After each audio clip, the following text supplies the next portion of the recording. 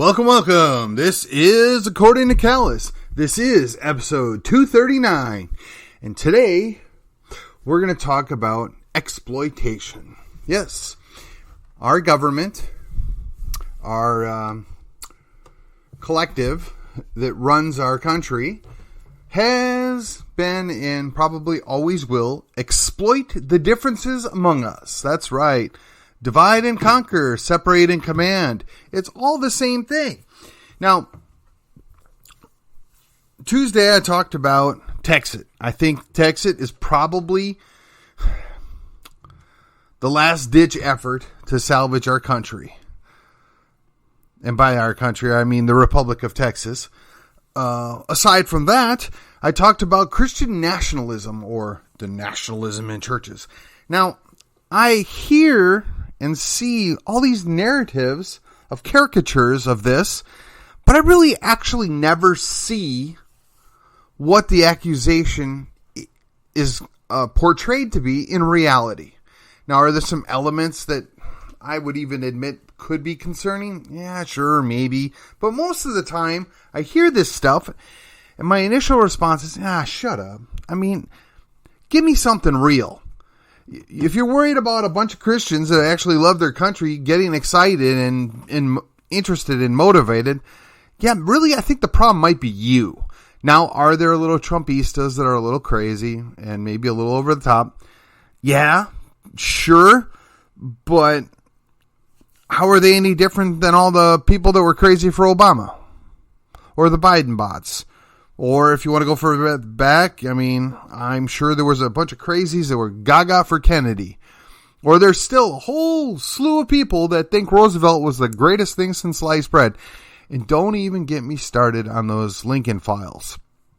Look, the president is supposed to be just a man. The president shouldn't be involved in our lives. It would be nice if I could go home at night and not even know who the president is, because quite frankly, he's irrelevant to my life. But unfortunately, that's not what the case is today, nor has it been for most of my life. And I've been around officially 50 plus years at this point, and I can tell you, aside from the time when I was in grade school and Jimmy Carter came to the Milwaukee Area Technical College, which was approximately a half mile from my house, I don't think I've ever been close to the president or the nominee. And by that I mean physical proximity. So I should not really care nor be bothered on who a president is at any given time. If we go all the way back to the time of my birth, we would have had Nixon, followed by Carter, followed by Reagan, followed by George H.W., and then Bill. Yes, I did not have, never mind. Clinton, and then George W., followed by Obama, and then we got a little Trump thrown in there, and the current guy, who is essentially the Obama's third term. I would like to be able to go home and not actually know who these people were, and not have to give one whit or thought of who these people were and why it matters. Unfortunately, because we have a Congress that refuses to do their job, we know. And they have assumed powers that they nominally act as kings. And kings thrive when their people, their peasants, their subjects are divided, because then their subjects are more worried about what they're doing than what the king is doing. Now, go along with me here for just a moment. I would imagine there are a whole lot of us that are right of center that are not excited about progressives, that are not excited about CRT and all the other alphabet stuff that these people prattle on about and try and make the most importantest thing ever.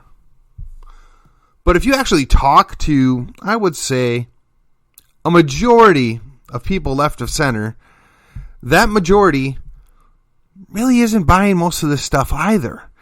They know they're on their team. They know they're nominally supportive of or at least sympathetic to those issues, but they really know that you're their enemy. They really know that the opposition is the big problem.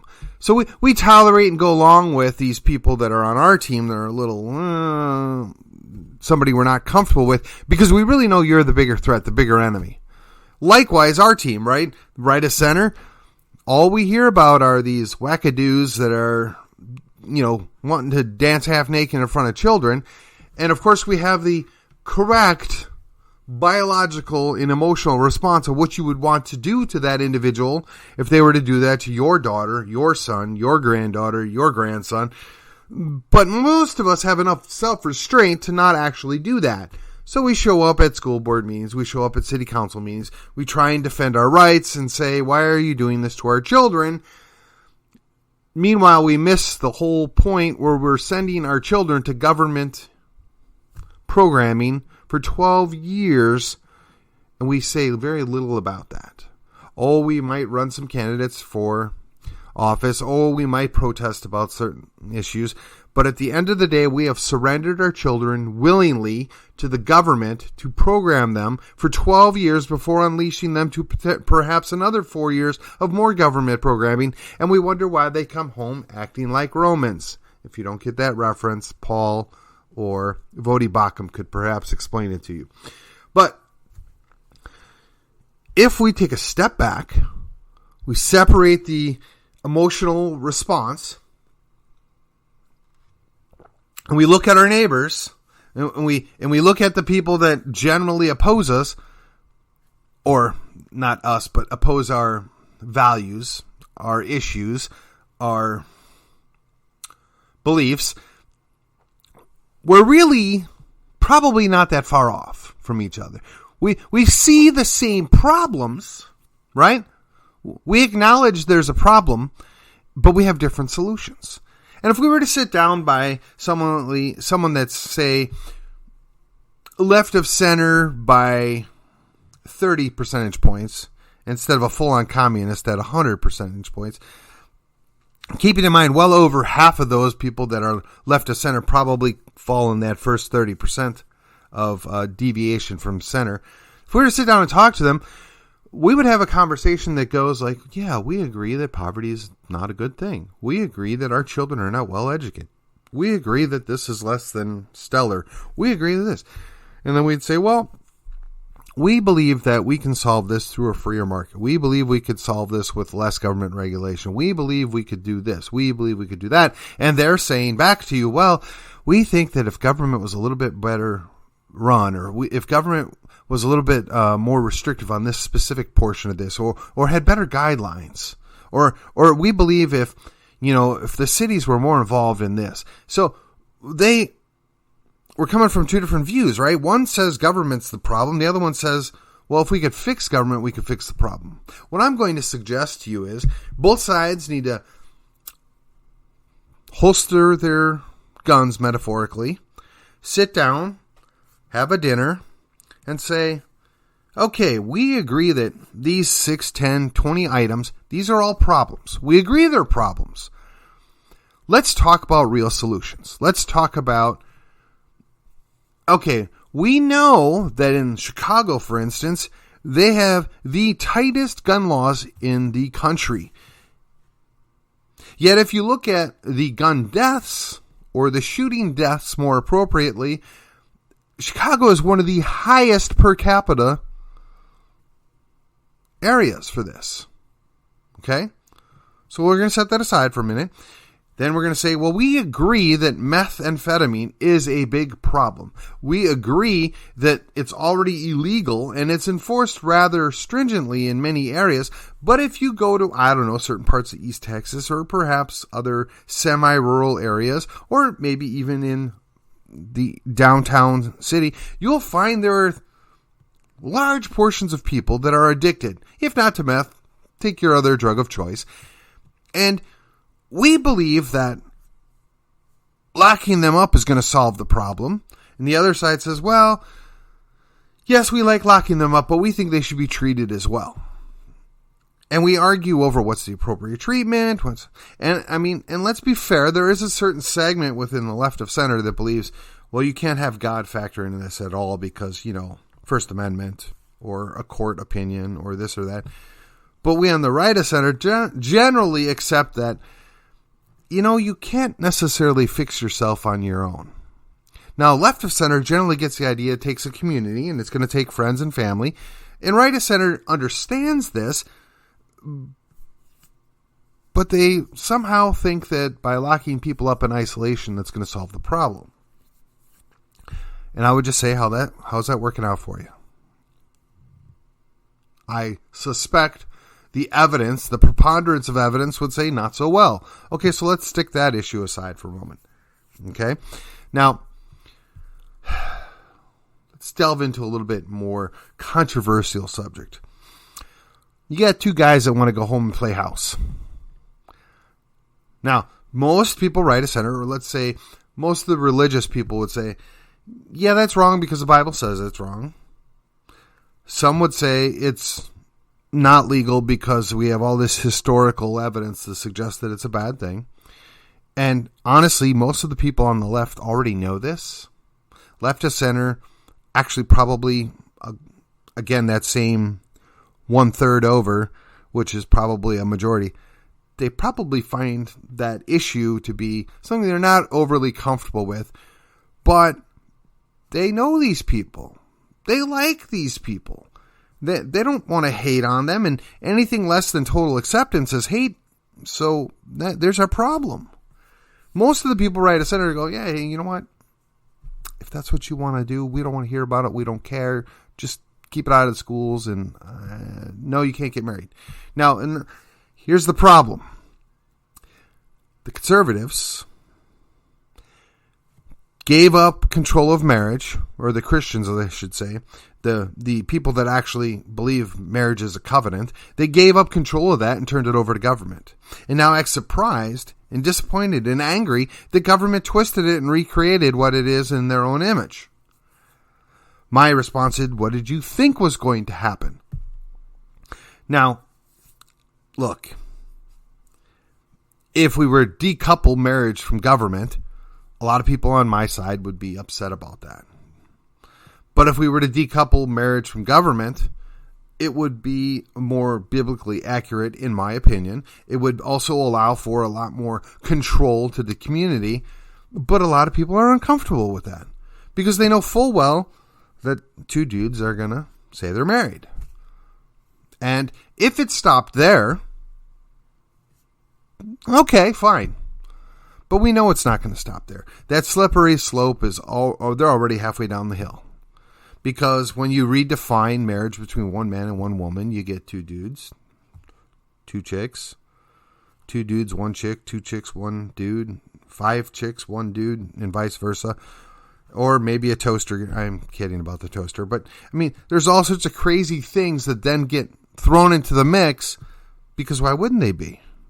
We've redefined it until the definition becomes meaningless. I mean, we're watching this play out in front of us right now with recession and then the meaning of definition getting redefined.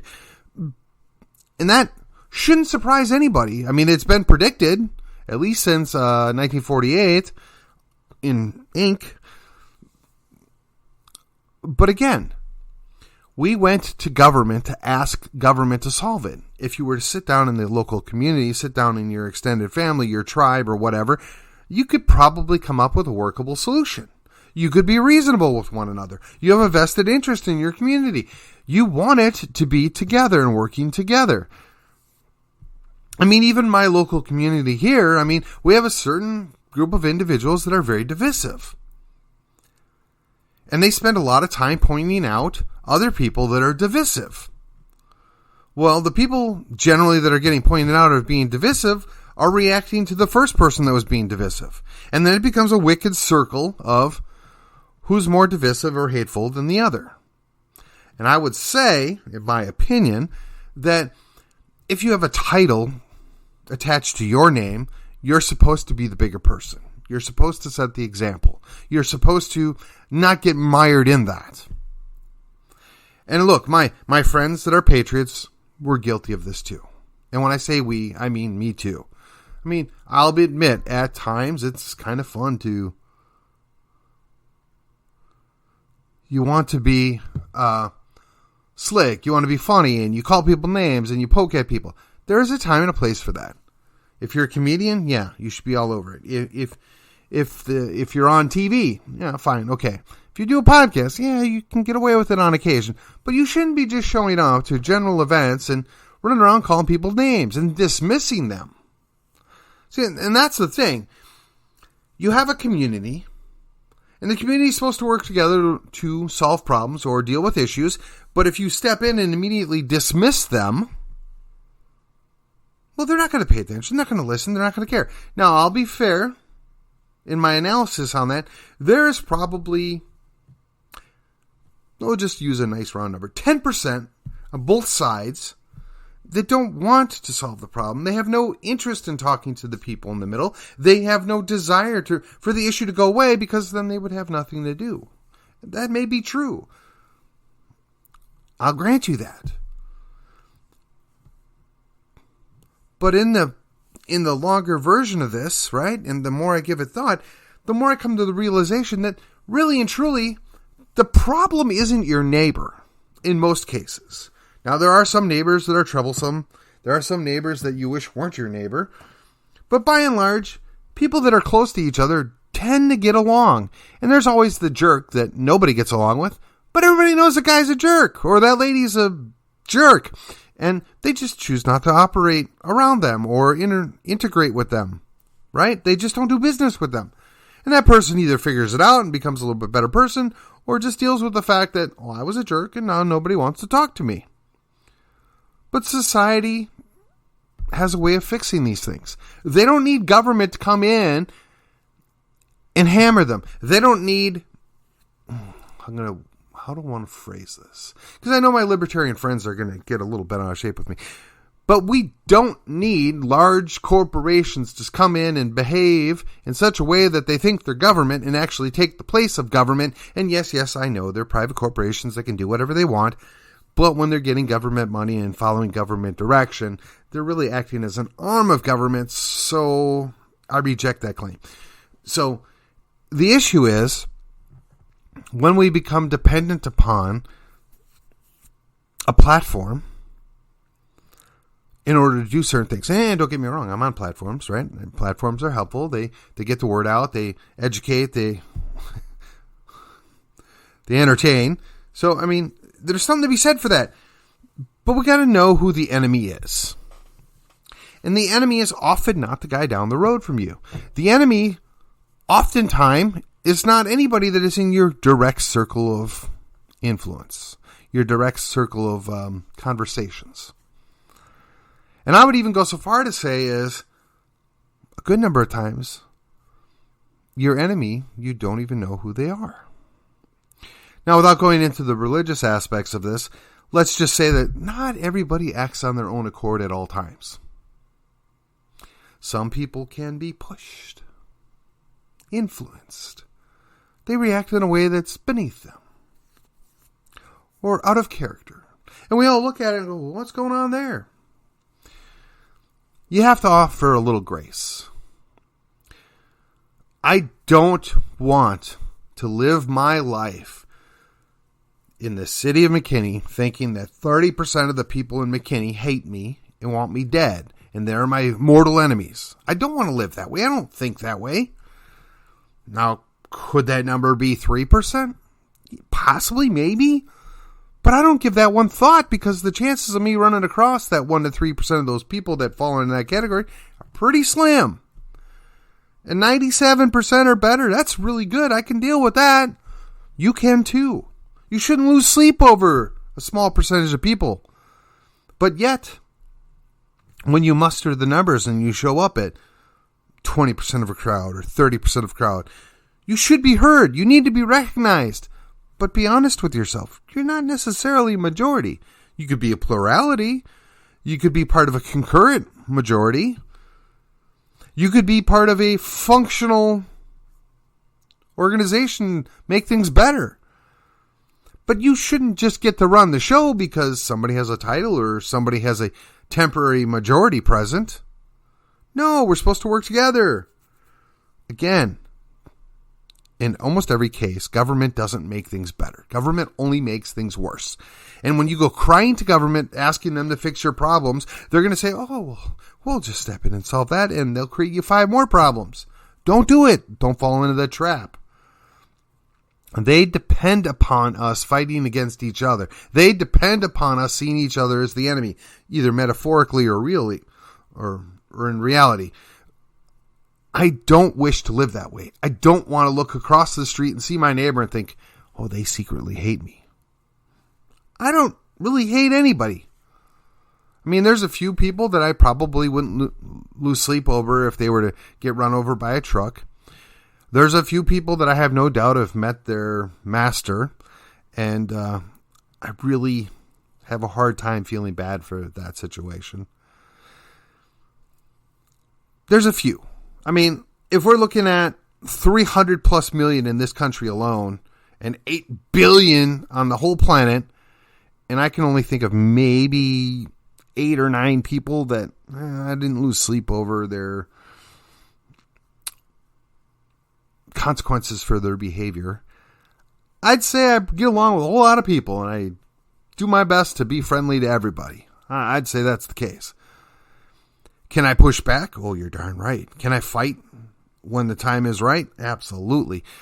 Do I stand against the crowd? Oh, quite often. That's why I love that Captain America little picture that I put up all the time in my social media. You have to stand on principle. But you have to understand that somebody else might have a different principle. Somebody else may not agree with you. But if you can sit down and you can talk like adults, you probably come up with a solution or a compromise that everybody can live with. The problem, and this is where I'm going with this, the problem is our team is always compromising. Our team is always giving up. And the other team is always asking for more and more and more and more and more. And our team goes, why sure, why sure, why sure, why sure. And then at a certain point, our team says, that's enough. You'll go no further. And then we're the bad guys. We're the people that are the heels, and we're the ones that put our foot down after giving up 27 different things. And we say, well, no, we're not willing to give this up, and we're evil. We're haters. We're this, we're that. No, I reject that. I do. And anybody that's rational and fair can look at it and say, well, you know, they did agree to all these other things, and, you know, maybe we ought to give them a little slack. Maybe we ought to agree that this doesn't need to be changed. Now, I'll tell you, conservatives have conserved next to nothing. They're a slow-moving surrender. They're kind of the French in political world, right? I mean, we've gone down this path before, and they always want to make nice. In fact, they make peace with their enemy so fast that I'm not sure they were ever their enemy. There are legitimate enemies. There are people that actually want to ruin things. In fact, I've come to the conclusion, I might have said this a time or two, that I actually have come to the conclusion that there are a large number of people, and when I say large number, I just mean more than a couple dozen, that are in power or in control of our country that really don't want good things for us. They really don't want good things for Texas, or Collin County, or McKinney, or you as an individual. They got theirs, and they want to make darn sure you can't get any. And, oh, by the way, we're going to make you all peasants. Permanent presence in the peasantry. Say that 3 times fast. I'm shocked that people really think that socialism is going to fix this. That some progressive program is going to fix this. The people that are presenting these things know darn good and well they're never going to work. There's historical evidence of it. There's all sorts of countries that are littered in disarray that have tried these various programs. They fail all the time.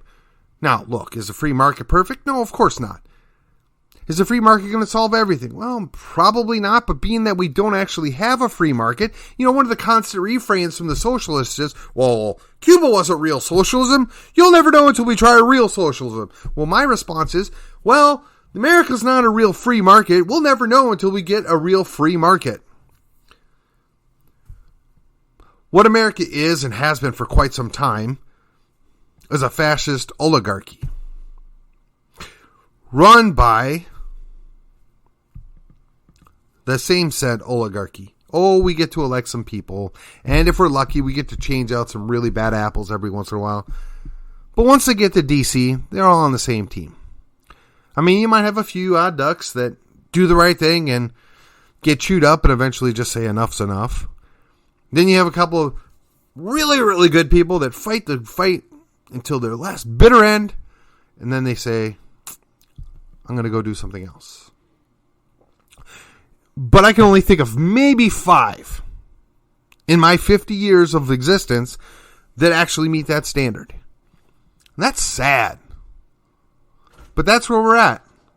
We can't do anything about it. We have to accept that's the world we live in. But, if you can set aside minor differences, if you can set aside things that aren't critical and work together at the local level, you can overcome so much of this. Now, I know of several organizations, groups, and things that talk about this very issue, and that I think we could all benefit from. So, my pledge to you is in the next quarter, I'm going to reach out to some of these groups, some of these organizations, and see if I can get some of them to come to McKinney and talk brass tacks. This is what you need to do in order to improve the situation, to build your community. Now, maybe I'll get lucky and they'll come on my podcast and let me interview them. Or maybe I'll get even more lucky and they'll come and do a show or a program or a seminar. Don't know. But I'm going to make a concerted effort in the next 3 months to make that happen. And I have no idea what the response is going to be. But I do know if we continue to do what we've been doing, we're going to lose. We have to up our game. We have to do the right thing. And we have to realize that just because somebody doesn't necessarily agree with us does not make them an enemy. Maybe it makes them an opponent. Maybe it makes something less than an enemy. But we have to work with our friends, our family, our close neighbors to take back control of our communities. To not get manipulated, to not get pushed, to not get, quite frankly, jerked around to make bad decisions. I'm going to talk a little bit about what I would consider guerrilla political war tomorrow. Episode 240. I ask you to come back and tune in if you thought this was educational, informative, entertaining, or just plain fun. Hey, like, subscribe, comment, share the podcast. Let's get it out there. We're going to have to figure out how we can make things work starting at the local level. I've said it again and again and again. You can't fix DC. We can't fix DC. We have very little influence what happened in Austin, but we can make a difference out our back door. And until we start doing that, we're going to keep losing. With that, this was According to Callis. This was episode 239, and I will see you on the other side.